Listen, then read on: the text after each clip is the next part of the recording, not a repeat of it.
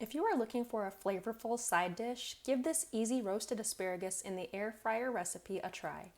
This recipe is simple to follow and takes just minutes to prepare. Plus, the asparagus is cooked perfectly each time. Clean and trim a bunch of asparagus. Trim about 1 to 1.5 inches off the bottom of the stem, just enough to remove the woody stems.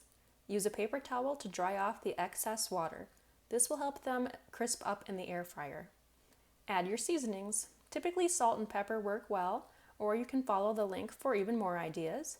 Coat them with oil if you want to, but it's not necessary when using an air fryer. Place them in a single layer in the air fryer basket and cook them for 5 minutes at 400 degrees Fahrenheit. At that 5-minute mark, use a tongs to rearrange the asparagus spears to assure even cooking. Continue cooking for another 5 minutes. Check for the doneness at the 10-minute mark. It should be done. But every air fryer is different, so the cooking time can vary.